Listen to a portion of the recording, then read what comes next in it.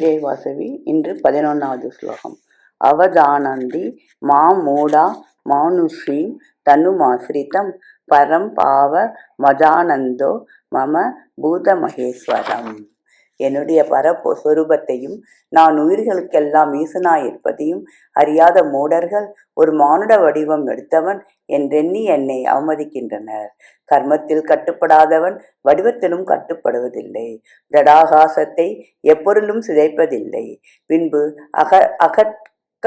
அகற்கப்பாலுள்ள சிதாகாசம் சிதைவுபடுகிறது என்பது பொருந்தாது. அது நித்திய சுத்த புத்த முக்த சுபாவமுடையது.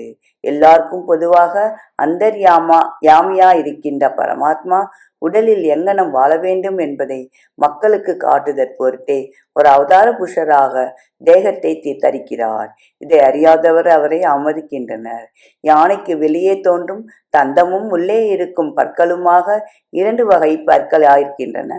அவ்வாறே ஸ்ரீ கிருஷ்ண பரமாத்மா போன்ற அவதார புருஷர்கள் சாதாரணமான வெளித்தோற்றம் உள்ளவர்களாய் எல்லோருடைய பார்வைக்கும் மனுஷ ரீதியே உடையவர்களாய் புலப்படுகின்றனர்.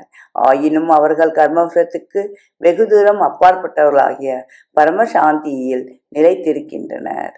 நன்றி, வணக்கம். இப்படிக்கு லதா ஸ்வரூபம் விருத்தாச்சலம்.